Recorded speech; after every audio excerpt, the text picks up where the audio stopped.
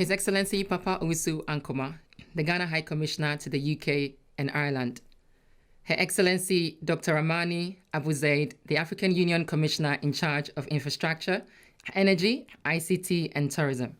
His Excellency Wamkele Mene, the Secretary General of the African Continental Free Trade Agreement. Right Honourable Lord Boateng, former UK Cabinet Minister and High Commissioner to South Africa. Ladies and gentlemen, good morning. It is my pleasure and privilege to welcome all of you to this unique gathering, the EBII Annual Africa Investment, Risk and Compliance Summit, hosted by the Emerging Business, Intelligence and Innovation Group in association with Zenith Bank Ghana Limited. The theme of the conference is attracting and sustaining investment in Africa post-COVID-19, staying ahead of the compliance curve. We bring together key representatives from the financial sector, standard-setting bodies, multilateral organizations, policymakers, financial institutions, governments, the investing community, and thought leaders to provide an impetus for further efforts in the area of compliance, due diligence, anti-corruption, and trade, especially in light of the inception of the African Continental Free Trade Agreement. It is also my great pleasure to welcome Ebenezer Onyeagwu, Group Managing Director and CEO of Zenith Bank PLC, together with Akin Oguranti, Managing Director and CEO of Zenith Bank Ghana Limited. The various CEOs from the different industries, both on our panel and our audience. Ladies and gentlemen, all protocols observed. We are very grateful to our premier sponsor, Zenith Bank Ghana Limited and Zenith Bank PLC, executive sponsors Mather Capital, the University of Oxford, and the Oxford Side Business School. The event sponsors Commercial International Bank, Egypt, Africa Business Alliance, and ANRA Training. Our panel sponsors Confident Advisory and Wamwe Wathaka. Our media sponsor, IC Publications. I thank all these great sponsors for the tremendous support they have provided to host this conference. I want to especially thank the University of Oxford, Side Business School, and the Oxford University Innovation for helping birth and incubate the EBII group. Africa has a huge entrepreneur heart. The UK's Department for International Development mentioned in January that 8 of the world's 15 fastest growing economies are in Africa. In addition, the IMF predicted that between 2018 and 2023, Africa's growth prospects were to be among the highest in the world. The African continent has a market of 1.2 billion people and a combined GDP of 3.4 trillion. But with the onset of the COVID-19 pandemic in the early 2020, economies and markets contracted. And according to the World Bank, Africa is projected to be in a recession for the first time in 25 years. Despite the gloomy outlook, there have also been some positive externalities of the COVID-19 pandemic in the region. It has undiscovered pockets of innovation, like the 10-minute rapid diagnostic test kit from Senegal, and a number of platforms developed to help the public analyze their symptoms and determine if they had COVID-19. These innovations reveal the creativity of the people of the African continent. It is that innovation that forms the building blocks to transform the economies in Africa. Now, according to a statement made by the Secretary General, His Excellency Wamkele Mene's official commissioning and handing over of the African Continental Free Trade Area Secretariat on the 17th of August, he says Africa signals, the AfCFTA signals that Africa is open for business and mutually beneficial investment. Now, as important as innovation is, it is, however, not enough to transform an economy. For that to happen, it must be developed into robust businesses. Funding is a critical aspect of growing a business, and access to global markets at a fair rate would be instrumental to success. If the African continent can attract investment into its thriving SME markets, then the continent will have the power to lift itself from the financial dependency. However, global financial markets tend to treat Africa as a homogeneously high-risk region, with little acknowledgement of the diversity of economies, geopolitical landscape, and level of socio-economic development within different countries.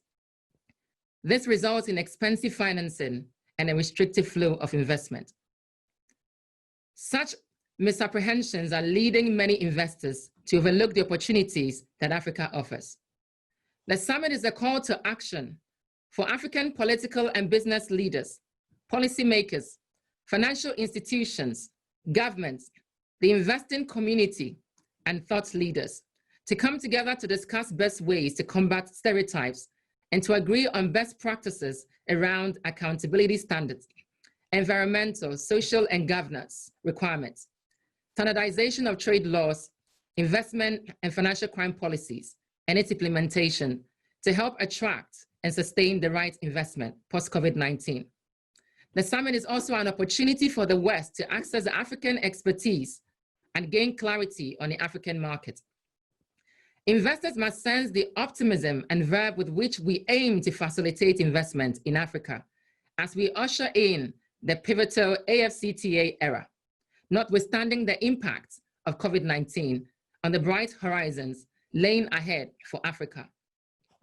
This is a day-long virtual summit, and its structure has been designed with the aim of ensuring targeted deliberations and decision-making by the most active stakeholders, as well as the facilitation of a broader debate on key topics. A post-summit paper will be published after the conference to ensure that this dialogue and feedback is widely disseminated and used as a guide for current and future stakeholders.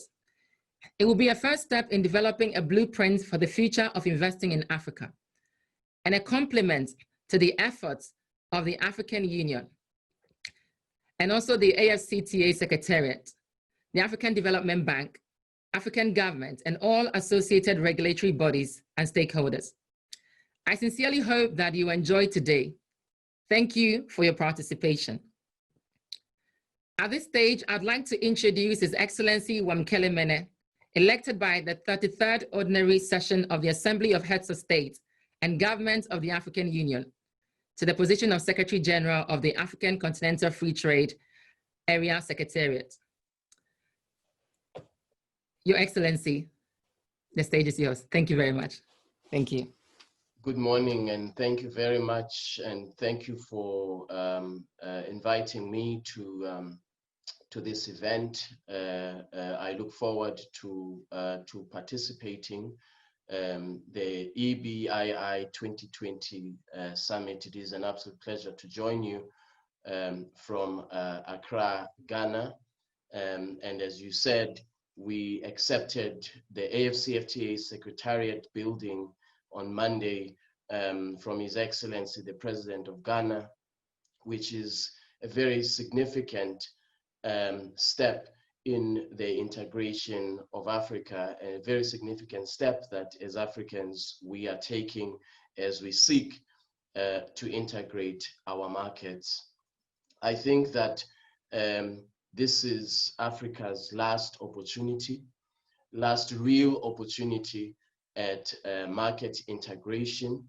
This is, since the end of colonialism, Africa has not had an opportunity such as this to march on and to advance on regional integration.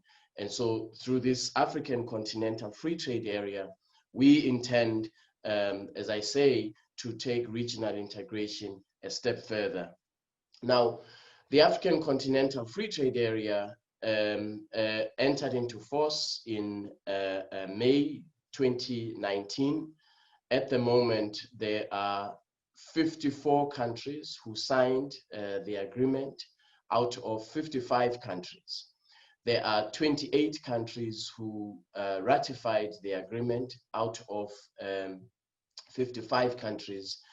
And therefore, the efforts by our governments all over the African continent clearly are that we all need to move at the same pace to rapidly implement our objectives of reducing barriers to trade in Africa, reducing barriers to investment in Africa, creating opportunities for small medium enterprises through trade, creating opportunities for young Africans through trade. All of these are very, very important objectives. And so when the heads of states decided many years ago, about 15 years ago, that the African continent needs to have an instrument, a legal instrument that will anchor trade liberalization in Africa, they decided that this trade agreement, amongst other things, it must help Africa to achieve the following. First, to overcome the smallness of our national individual economies. Second, to overcome the challenge of lack of economies of scale, to overcome market fragmentation in Africa, and to create economies of scale, as I say, and to ensure that we are able to have a free trade agreement that helps Africa or takes Africa to a step where we are reducing our reliance on the export of primary products, because we know what happens when we are over-reliant on the export of primary products. COVID-19 has demonstrated in very stark terms this weakness of over-reliance on primary products. And then, of course, finally, the objective of the African Continental Free Trade Area, as directed by our heads of states, is to boost intra-Africa trade, which at the moment stands between 15 and 18%, which is a relatively low figure when you compare to intra-European Union trade, which is close to 70%, intra-North America trade, which is over 50%, and intra-Southeast Asia trade, which is above 30%. And so Africa is at the lower end of that intra-regional trade, largely because of the inability for Africa to export amongst ourselves, to trade amongst ourselves in value-added production, the inability to have specialization in trade, and of course, as I mentioned earlier, this continued reliance on exports of primary products to markets of the North for the most part. The heads of states gave us a clear mandate to reverse this trend that I point to, which continues to trap Africa in a colonial economic model, and that is not good for growth in Africa, that is not good for productivity in Africa, and it certainly is not good for job creation generations to come. This is why we have this African Continental Free Trade Area today.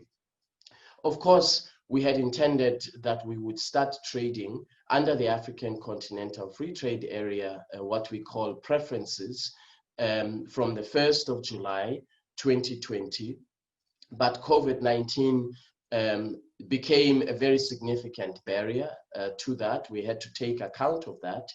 And so we recommended to heads of states that we should postpone the trading date to the 1st of January 2021 to enable governments to focus on fighting the pandemic, to enable governments in Africa to save lives and to focus on saving the lives of Africans, which is what has happened.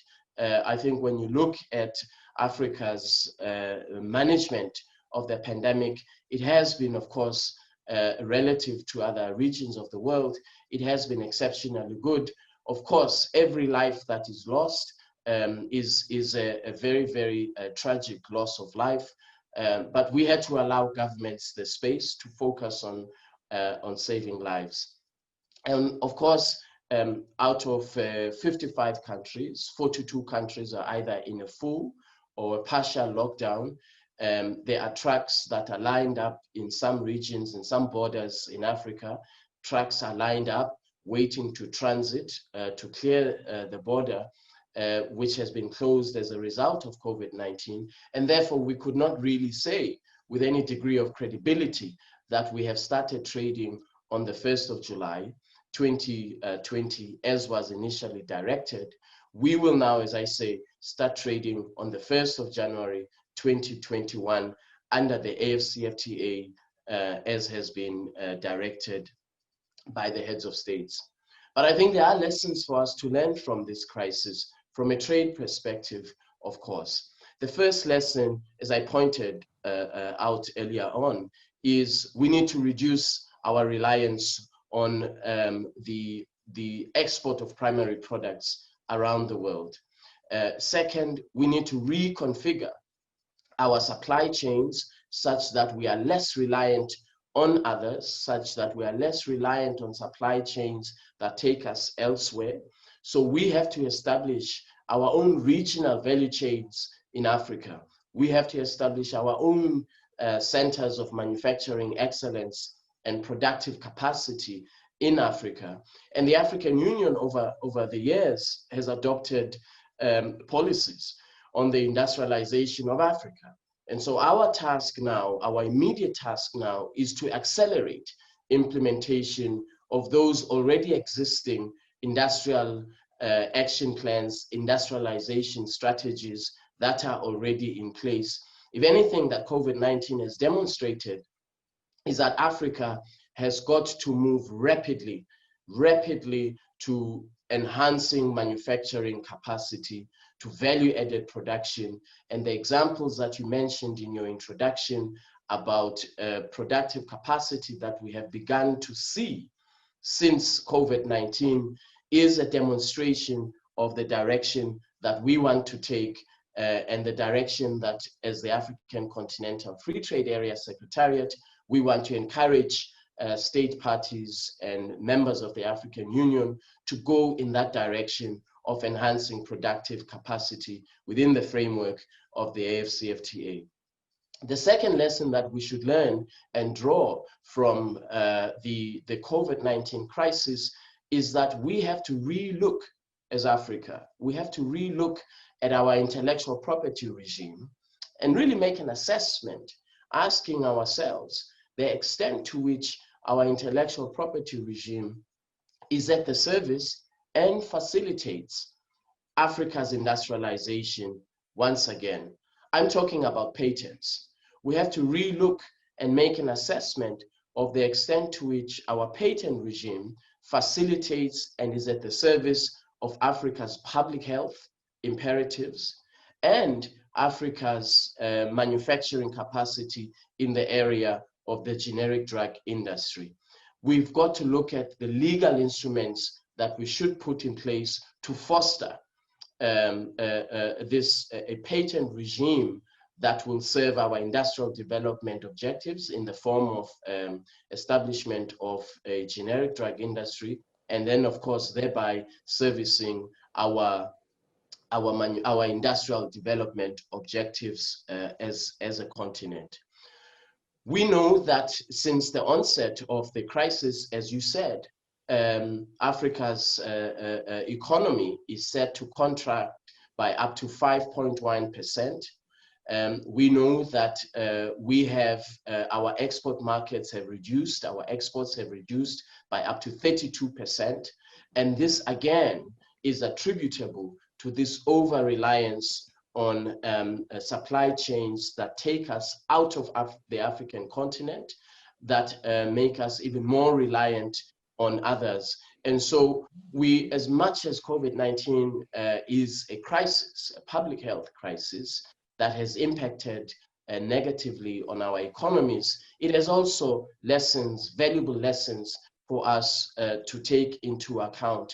And this issue of the contraction of Africa's economy, or sub-Saharan Africa's economy, and the fact that, as you mentioned, some of the fastest growing economies in the world were in Africa right up until COVID-19. We know from the African Development Bank that on average, year-on-year growth and in Africa was set to be at about between 4 and 4.2%, which is at these times, which was a modest growth figure, which of course we welcomed. Now, all of all of that progress that we made has been wiped out, at least in the short term, has been wiped out by COVID-19. And therefore, for us Africans and for the African Continental Free Trade Area, the immediate question is, how do we work together with other partners, with the private sector, with the African Development Bank, with Afreximbank? How do we work with others to ensure that we get Africa back to the growth projections that were foreseen prior to COVID-19 and its onset? This is a challenge for all of us. And in this regard, we believe that from a trade perspective, the African Continental Free Trade Area has a significant contribution to make to growth prospects in Africa going forward. If you look at the fact that some countries around the world are in a position to provide very, very significant bailouts or stimulus packages, rather, to their economies to re-inject growth and economic activity. The United States, between 1 trillion and up to now what seems to be, it will be $6 trillion that it will provide as an economic recovery plan to its economy. The European Union, which has provided 800 billion euros to the European Union economy to re-inject growth and dynamism. The fact that, again, within the EU, the airline industry has received a significant stimulus package. KLM received close to, according to reports, close to 7 billion euros in the form of grants and loans. Which African country has the monetary policy space, the fiscal policy space to provide such significant stimulus packages? I'm not sure that there is an African country that is able to make such an intervention in its own economy to re-inject dynamism. That means that our recovery, our economic recovery plan as Africa is implementation, rapid implementation of this African Continental Free Trade Area in order to boost intra-Africa trade, so that intra-Africa trade and other related economic activity becomes the driver of Africa's recovery, so that we boost intra-Africa trade, we boost economic activity in Africa year on year from 2021 to get Africa back on track as in terms of a recovery, an economic recovery plan. This, in our view, will re-attract investors back to Africa, so that African and non-African investors can again begin to see opportunities for investing in Africa in a range of sectors, in services sector, in the manufacturing sector, agro-processing, and of course, in financial technology, in e-commerce, which we know once again from this crisis that e-commerce going forward and digitization is going to be the new way of conducting business. And we know this from the fact that during the era of COVID-19, there are digital pharmacies for public health. We know that you can visit your doctor remotely since the onset of COVID-19. So digitization has got to be, as Africans, as we move forward, digitization, e-commerce has got to be a new platform that we provide for investors, both intra-Africa investors and investors from outside of the African continent. We will continue to push forward with implementation of the agreement, because we believe that through this African Continental Free Trade Area, we have established a single rule book for trade and investment in Africa, which will complement, once again, as I said earlier, the efforts at creating a positive investor climate that were undertaken by the African Union over many years. We believe that the African Continental Free Trade Area will complement those efforts from a trade and investment perspective in a range of ways. Harmonization of laws, the fact that we now have a dispute settlement mechanism under the AfCFTA, which will cover the scope of economic activity in Africa. It will cover investment, it will cover investment protection, commercial activity, trade in goods, competition, and a range of other activities that are in the scope of the AfCFTA. And so let me conclude by reiterating our commitment to Africa's recovery post-COVID-19, and the fact that we want to ensure that boosting intra-Africa trade is at the center of Africa's economic recovery, working with other partners in Africa that are also equally committed to Africa's economic recovery. So thank you very much again for inviting me, and I look forward to discussions. Thank you. Thank you very much, Your Excellency Wamkele Mene. That's a wonderful keynote address. Thank you so much for that. I'm going to move on to Her Excellency Dr. Ramani. So once again, thank you very much, Your Excellency, for honoring us with your presence this morning. I'm going to open up the floor for you to give your keynote address. Thank you so much. Thank you, Your Excellency. Thank you.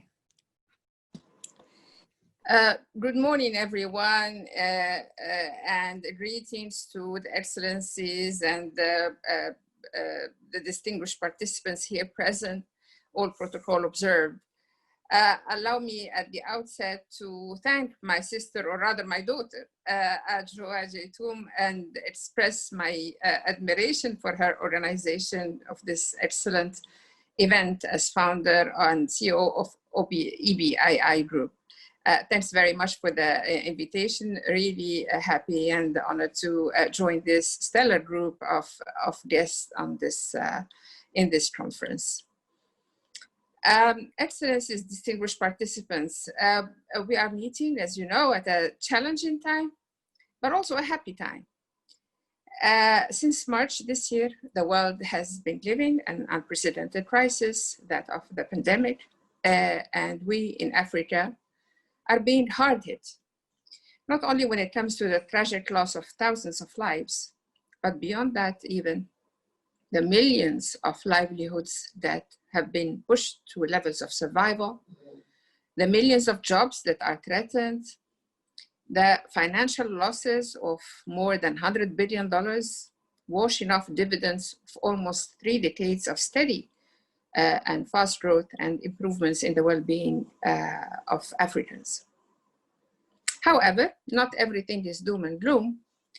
A few days ago, His Excellency, President of Ghana, and the Ghanaian government officially commissioned and handed over the headquarters of the African Free Trade Area Secretariat to the African Union in the Ghanaian capital, Accra, signaling that free trade area in Africa has now a functioning home. A huge congratulations to my brother, the Free Trade Area Secretary General Wamkele Mene, who has just delivered a wonderful keynote speech. As you know, the much awaited African Free Trade Area, the largest in the world, can boost income across the continent, pull millions out of poverty, and cushion against the negative fallout from COVID-19. I'm confident, especially now that I've listened to this keynote speech, that my brother, the Secretary General, and his team shall ensure that AfCFTA is operational soonest. Distinguished participants, ladies and gentlemen, I know many would ask, is Africa still a good place to invest? I say absolutely. Is this a good time to discuss investments in Africa? And I say, yes, of course it is. And then the third question would be, in which sectors would we invest? Okay, for this one, I will come back to it later. But let me start with the first question, the one about timing. Is this, the one about investing in Africa. Is Africa still, attractive place to for investment, especially now.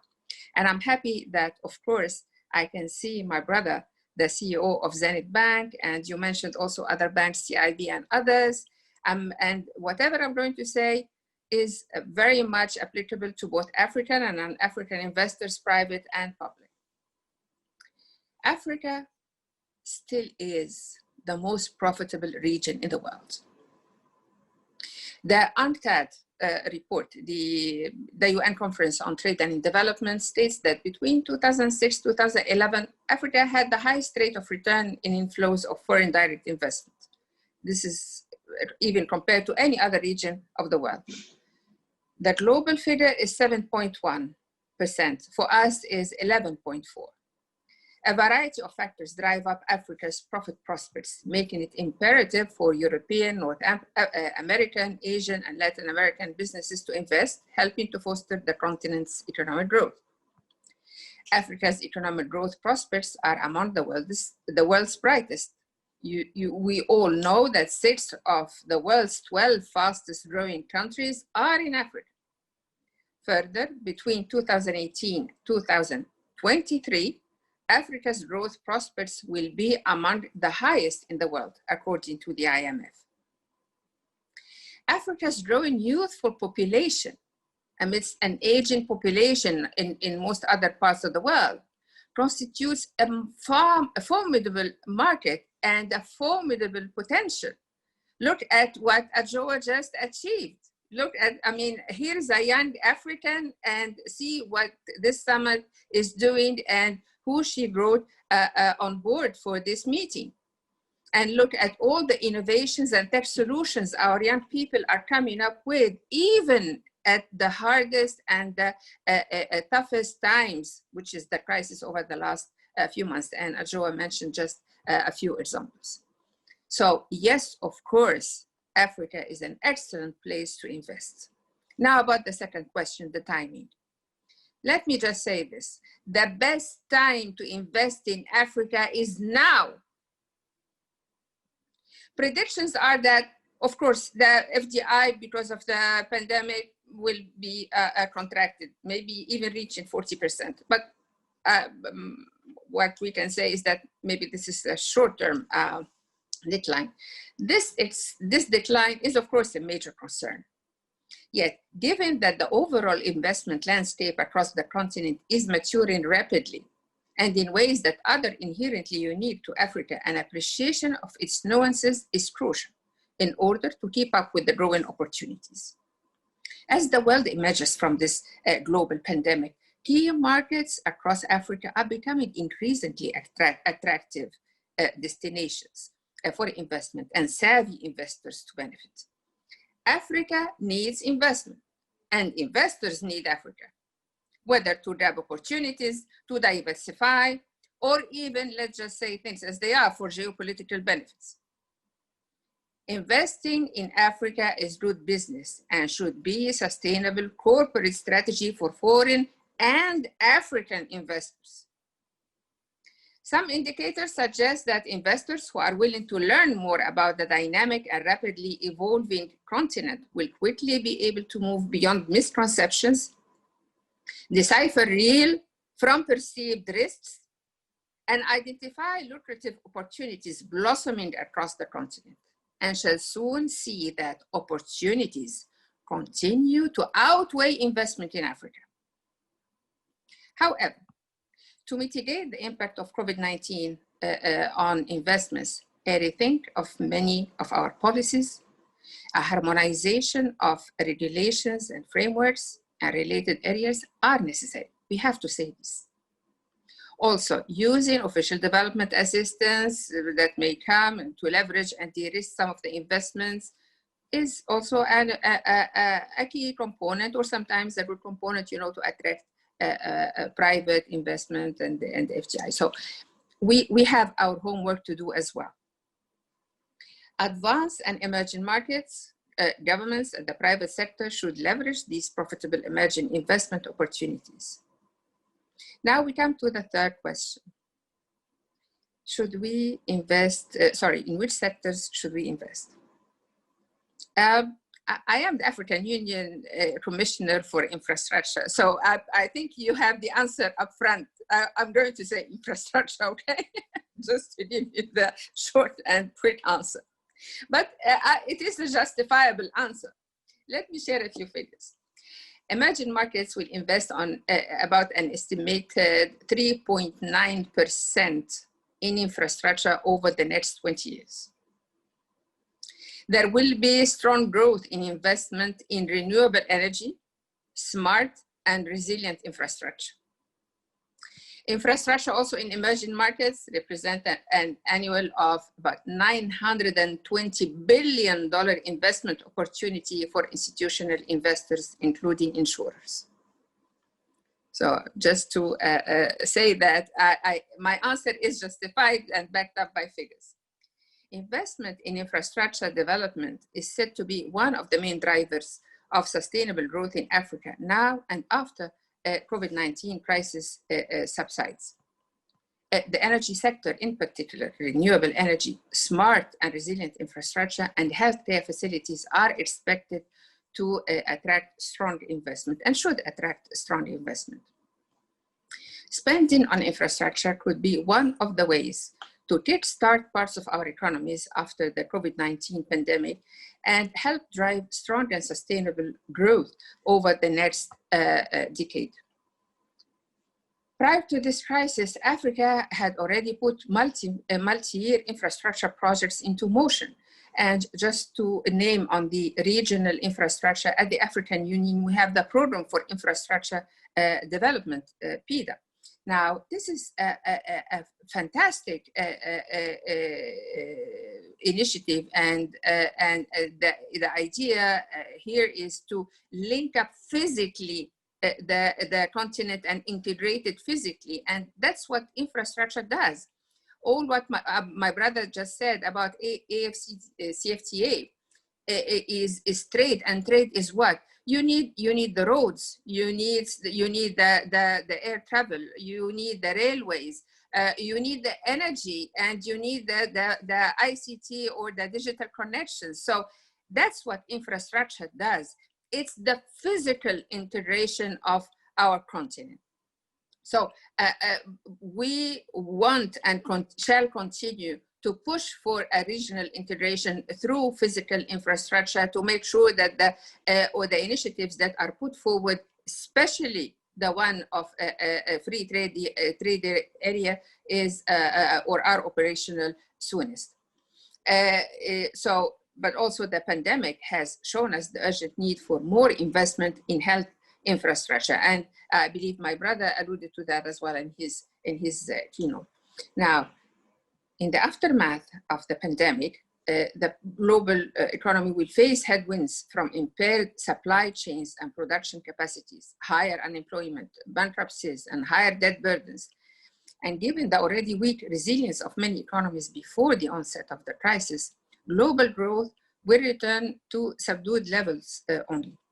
Against this backdrop, our markets need to become more resilient by improving productivity and increasing investment in infrastructure, which in turn can reduce businesses' operating costs and create an enabling environment for new capital formation and output growth.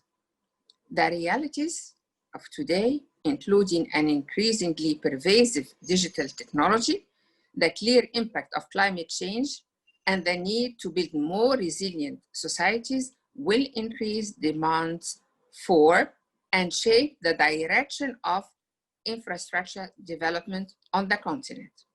And this is what we are doing actually at the African Union. I mentioned the PIDA program, and the PIDA program, the phase 2 that is starting next year. These are the elements that we, or the criteria that we insisted to have for any infrastructure under the AU to take place, to be smart, to be green, to be gender sensitive.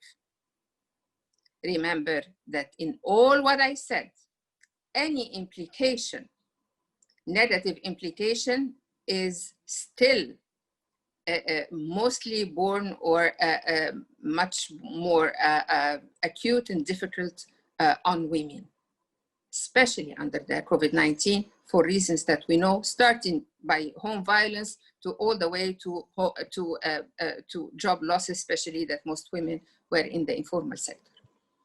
Now, based on the current needs, the largest share of investments, I said, should be in energy infrastructure, with a core focus on renewable energy. And there's a reason I'm saying that. No one on this continent or anywhere else in the world should sit still knowing that 600 million Africans have no access to electricity. No one. No one should still sit still knowing that 870 million Africans are without access to clean cooking, that we are still using the cutting the forest and using, wood, firewood, for cooking, with all the health problems and the deaths that this cause. So that's why I'm saying energy is important for these reasons. But if you look at it, energy is also the underlying sector for everything to work, including digital. I see everybody talks about digital, and rightly so, but it seems they seem to forget that digital cannot work without electricity. So the nexus digital electricity is a very important one. But also let me add this, because of COVID-19, that's what things that we have seen in even though I never use the term sub-Saharan Africa, because for us, Africa is Africa one, but this time for the sake of statistic, I'm going to say sub-Saharan Africa. Only 28% of health facilities in sub-Saharan Africa have reliable sources of energy. Only 50% of the schools have reliable sources of energy. So this is, of course, unacceptable. Now, coming to digital solutions. We live in the era of digitalization.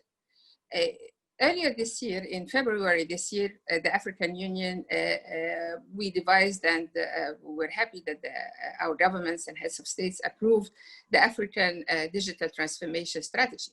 Fantastic achievement.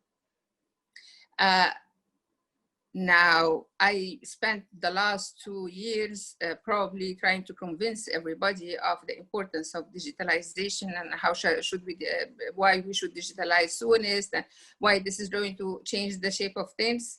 And boom, came COVID-19. Now I don't need to see anything. And sometimes, your crises are blessings in disguise. Now, no one is asking why digitalize. They're asking how and how fast.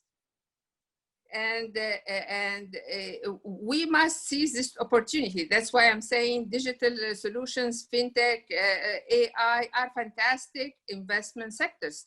And we should encourage that. Some say online is lifeline. True, very true. This meeting would have never taken place if we don't have this connection. So if you're not online now, I'm sorry to say, it's almost like you do not exist. Only a third of our continent is connected, and not necessarily in a reliable way, and not necessarily in fast speed. So these are things we need to expedite, and that's why we are, pushing for a fast deployment of broadband connections and digitalization across the continent.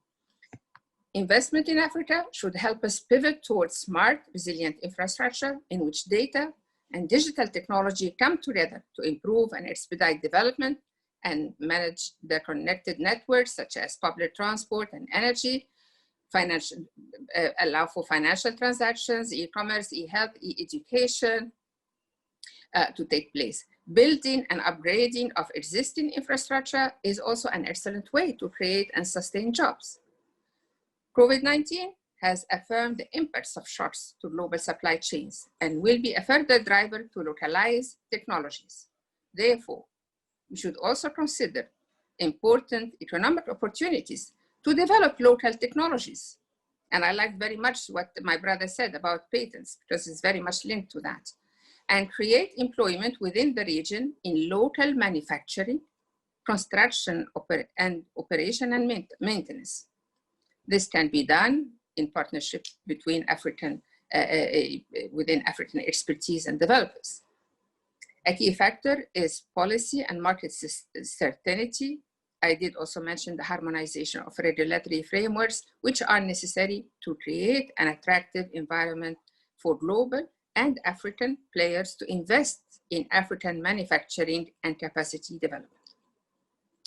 Excellencies, distinguished participants, COVID-19 has projected us into the future, 5 or 10 years, pushing the digitalization agenda into our everyday life.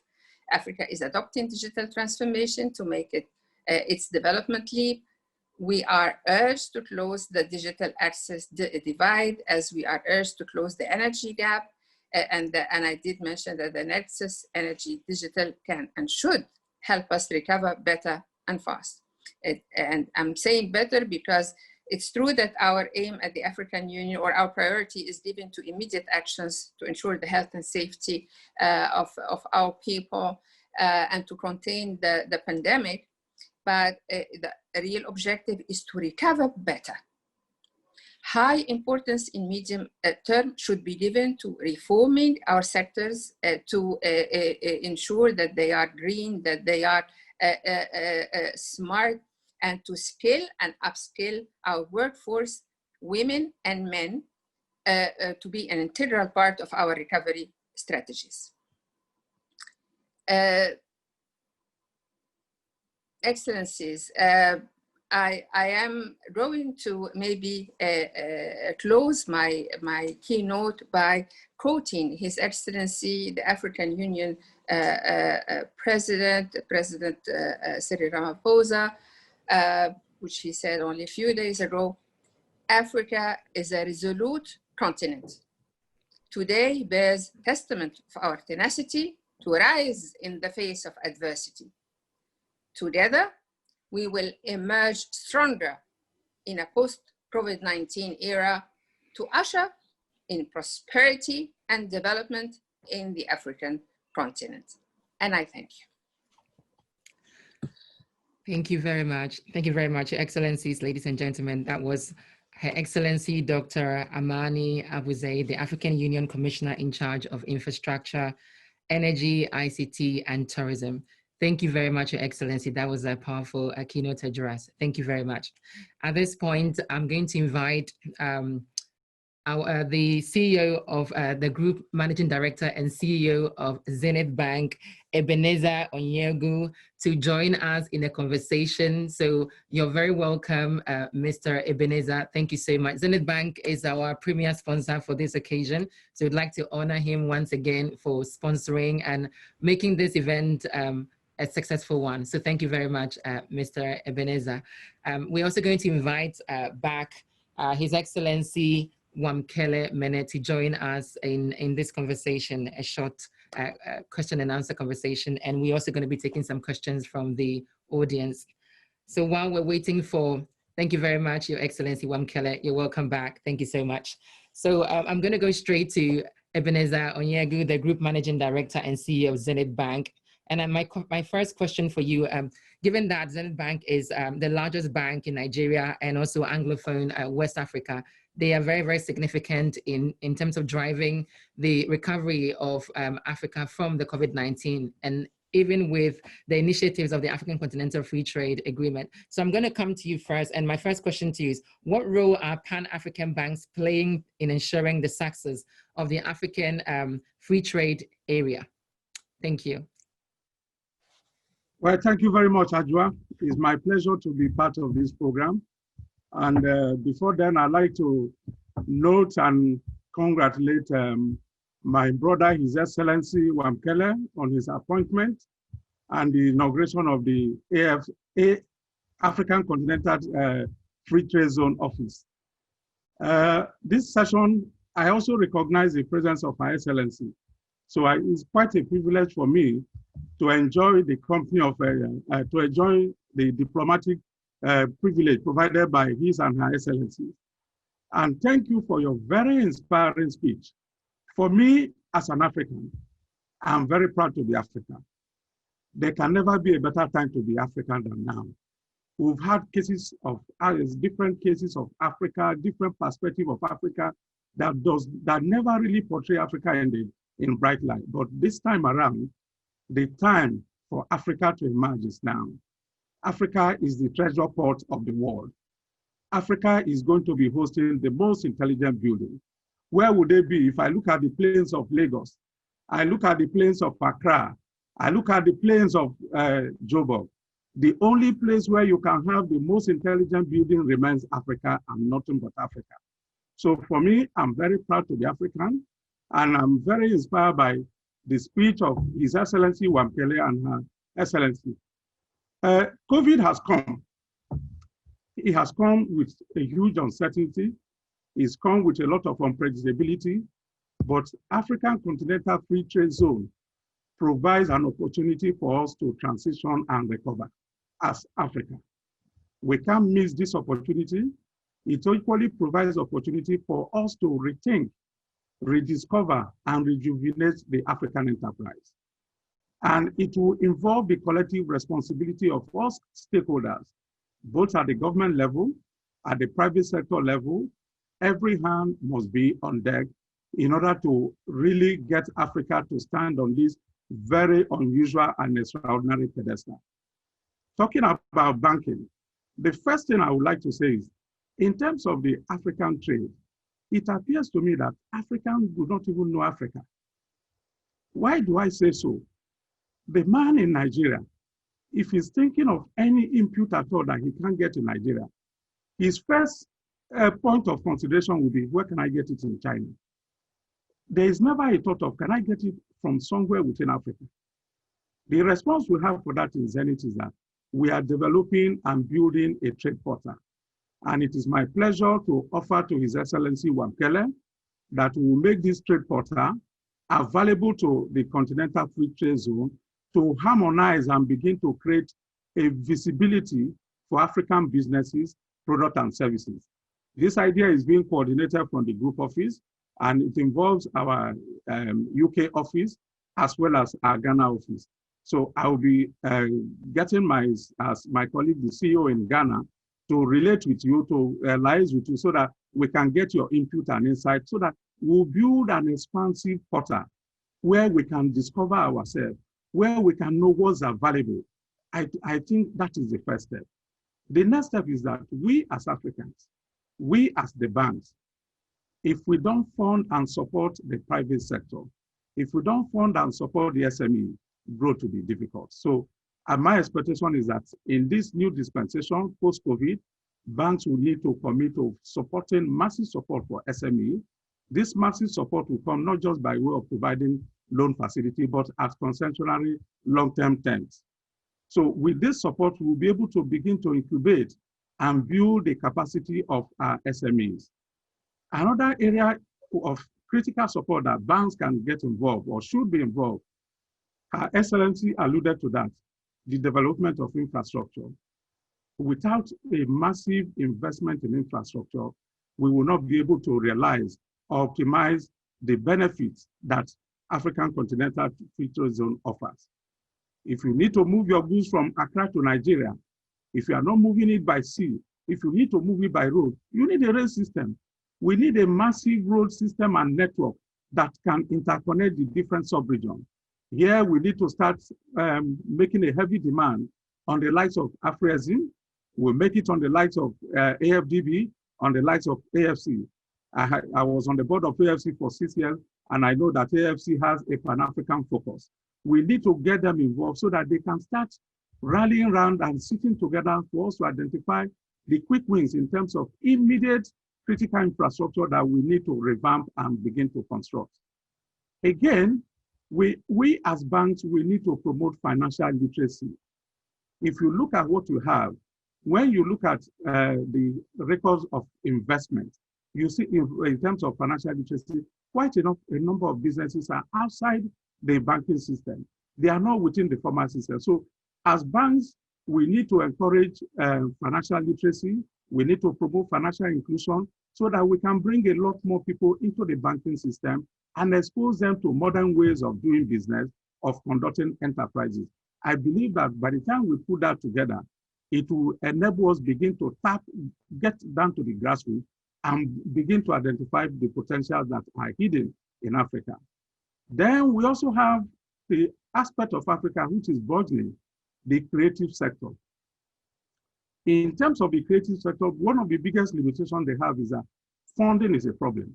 So as banks in Africa, we need to begin to consider building centers of excellence, which will be equipped with the right infrastructure, so that we provide a system that guarantees a plug and play kind of system. So what that means is that if I'm a talented fashion designer, I don't need to think of how to acquire my machine. I don't need to worry about how I get the facility. But if we have a proper center of excellence that is constructed, what we have will be a plug and play. You just come in with your talent, exhibit your talent, and get your products and services out in the market. Indeed, in Nigeria, banks in Nigeria have come together. We put together close to about 30 billion naira, and we are looking at building a creative center hub that will cater for two primary verticals of the creative sector: ICT, fashion designing, music, and cinema. So the whole essence is that once we build that center, whoever is into any of these four verticals, we are not asking you to come and invest. You can rent a space. You come in, you do whatever you want to do, you move on. Then the process of also making that center up to date is not put on you, is put on us with the banks that own it. I would expect that banks across the region should begin to think of how we can really provide support. We are doing this by making some contributions steadily from our profit after tax. If we don't support Africa, if we don't sow the seed of greatness for Africa, there is no way anybody will come from outside and see it. You see, it is we in Africa that will need to incubate and build a business and get Africa exposed to the world. When I look at the trade transaction in Nigeria, the statistics of trade transaction last year for Nigeria, it will surprise you to know that 50% of our imports came from Asia. 30% came from Europe. Then about 15% is from the Americans. In Africa, what we have coming from Africa is less than 10%. If you think of the export we've done to, the statistics is not any different. We've seen 40% of our export going to Europe, 30% going to Asia, 20% to Africa. So Africa will need to begin to trade with Africa. If we have that portal where there is discovery, where we can know each other and begin to put the services available, showcase it, I believe that Africa would have been on that step to commencement of the ideals and the aspiration of the continental free trade zone. Mark you, His Excellency Wamkele is a huge task. We need massive reform to support it.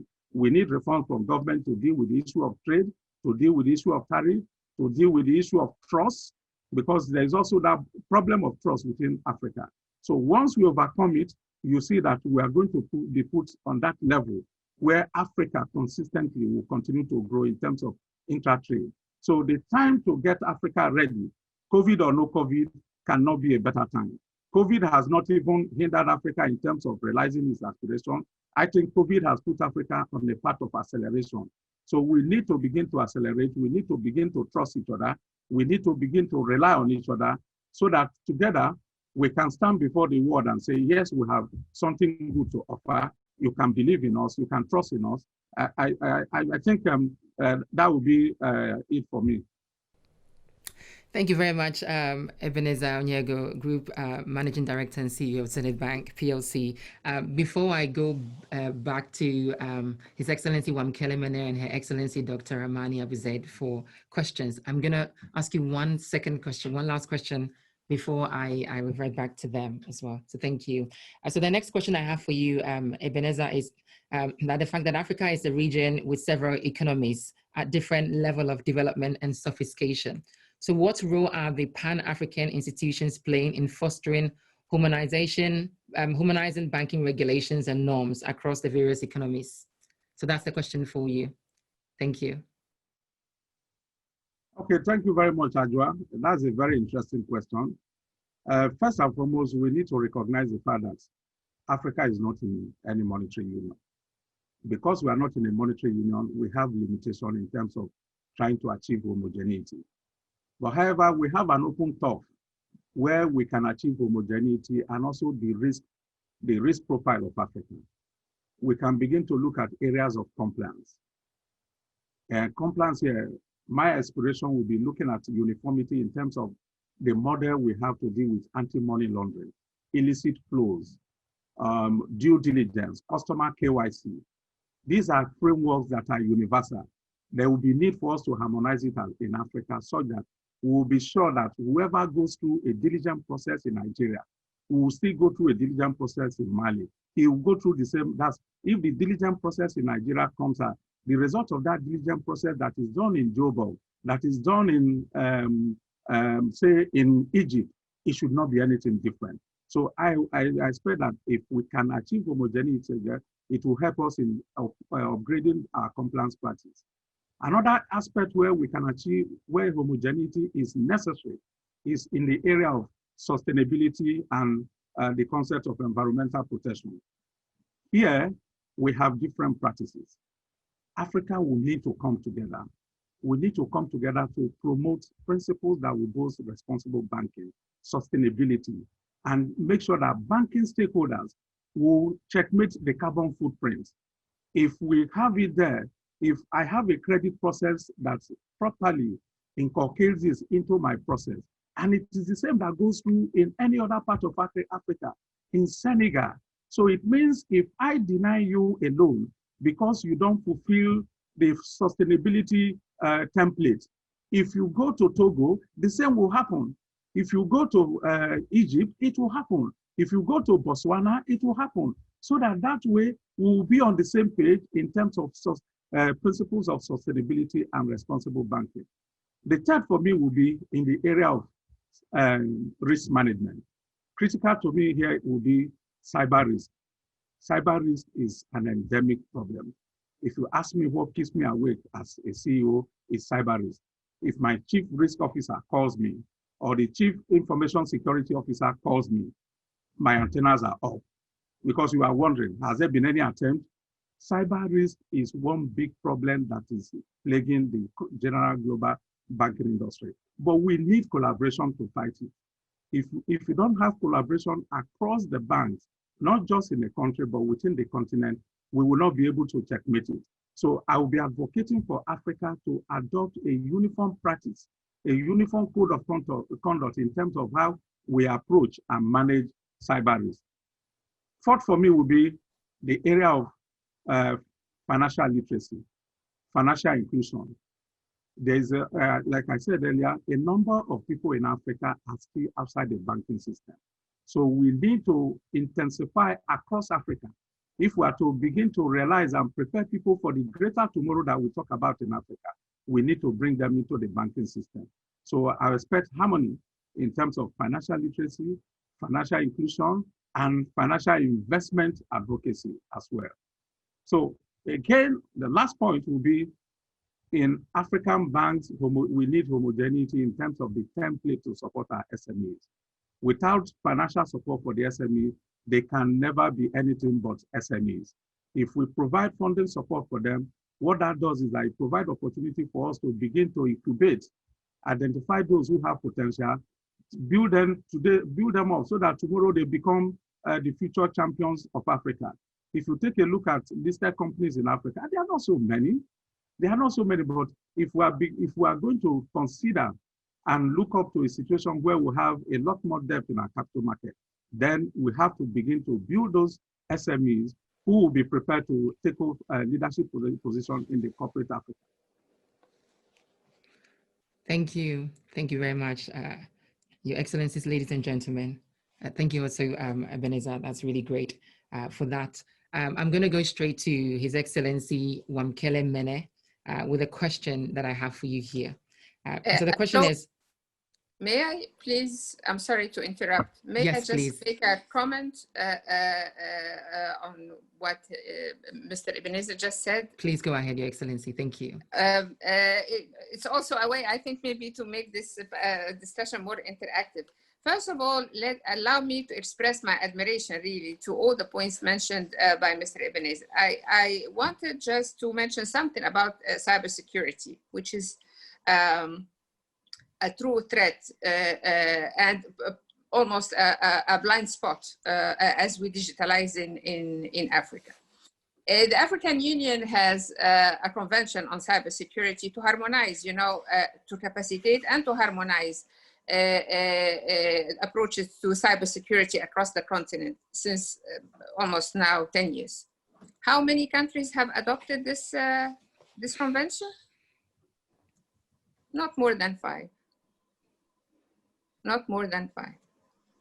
So I'm really happy to hear you say that, and this is something that we should, as we digitalize, because when you digitalize, you also have to make sure that you are protected, whether you're a bank or an individual, by the way, it doesn't really matter, and whether you're an adult or a child. Remember that all our children now are sitting in front of this digital screen almost all day long. Before it was only limited time, now due to the COVID-19, it's full time. So I want to make sure also that they are protected as we do that. But the second point I wanted also to comment, because Mr. Ebenezer mentioned finance and access to finance or finance investment is also financing women enterprises. And I want to make sure that this comes along. And here I'm not at all talking neither of small micro enterprises or microfinance or any of such things. No, no, no. As a woman and as African women, we should aim for big finance. Big projects should be financed by African enterprises and financed by African banks. So I'm not talking about microfinance. I'll leave this to someone else maybe. But as I'm talking, and earlier I advocated for investment in infrastructure. And let me just say that I established 3 years ago the African Network for Women in Infrastructure with the aim of promoting women, business women in infrastructure and help them build their enterprises or sustain them and get access to big finance. So we'll be counting on you with that, for that, Mr. Ebenezer, and I thank you. Thank you. Thank you. This is very exciting, exciting conversation. And I remember I was speaking with Ebenezer offline, talking about this whole harmonization of regulations, because that's one of the biggest problems a lot of the investors here are facing when they go to Ghana to invest. The due diligence process is slightly different from if they go to Nigeria, and the whole process is different. The laws, regulations are very different, and that's one of the biggest struggles. So we've been working very hard as well with EBII Group in terms of bringing that awareness with our training and also helping with policies and procedure and implementation of some of these compliance processes. So thank you for that. I'm going to go to, and thank you, Your Excellency, Dr. Ramani, for that addition as well. Thank you so much.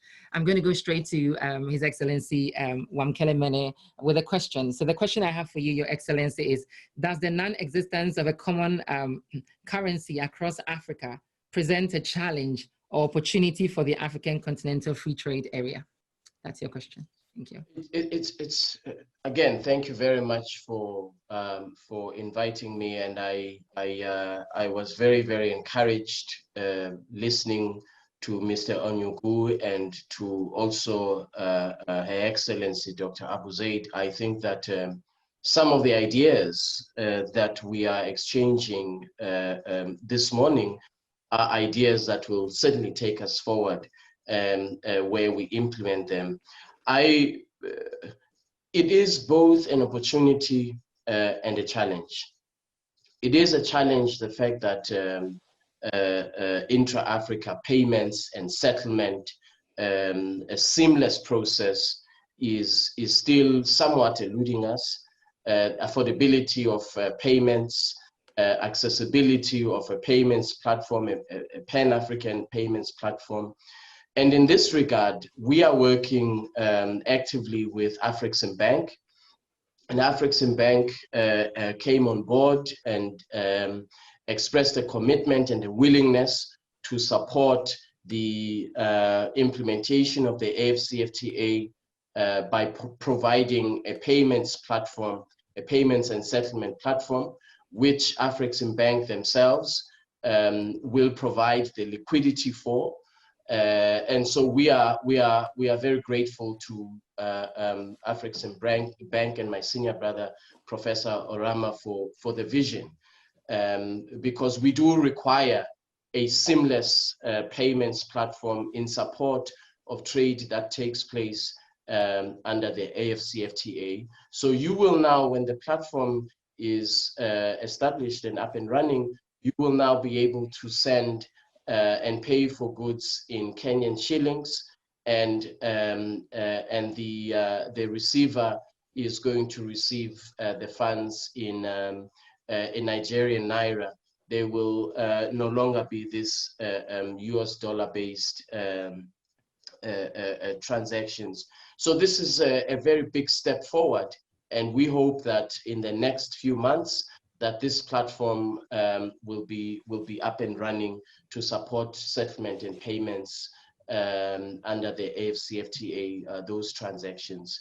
I want to stress how encouraged I am by what Zenith Bank is doing, and I look forward to that engagement so that we can explore further the trade portal and how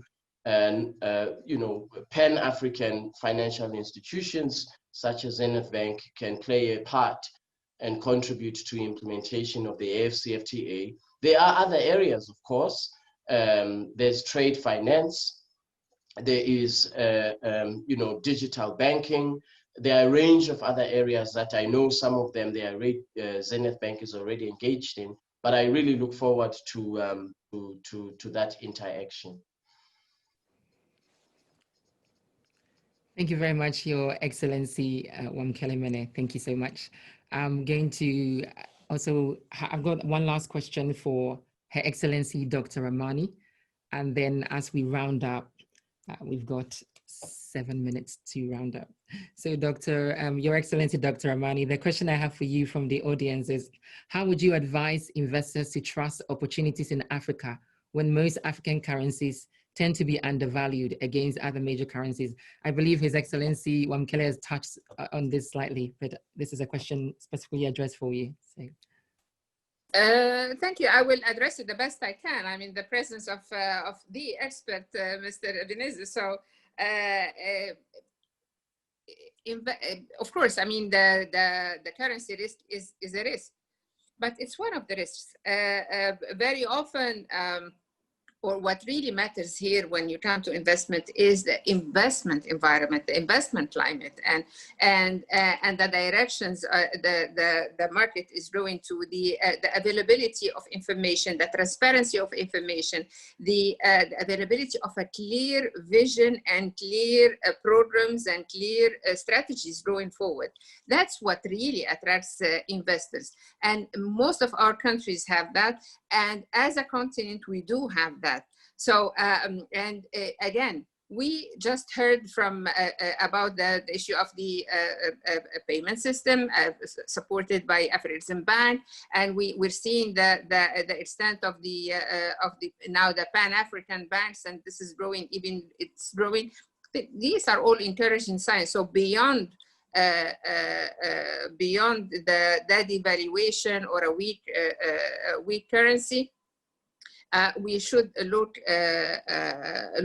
further, and that's what investors do. And I hope that maybe later in one of the panels there will be actual investors who can talk to this point and share with us. I mean, what is it that they look into when they look at a market like the African market? But from where I stand, this is what I see. Now they can share again their insight on that. But you're saying we have only a few minutes. I'm going to move to another point because I like very much Mr. Ebenezer's comments later, because this one point I want to emphasize. I very much you liked your point about ESG and how important it is in today's world. The environmental, social, and governance, sustainability issues, and then responsible banking. You know, you look at the investors landscape, look at the largest investors in the world and the largest fund. What are they looking at, and what is it they look for, and how they are structuring their investments? They are doing that.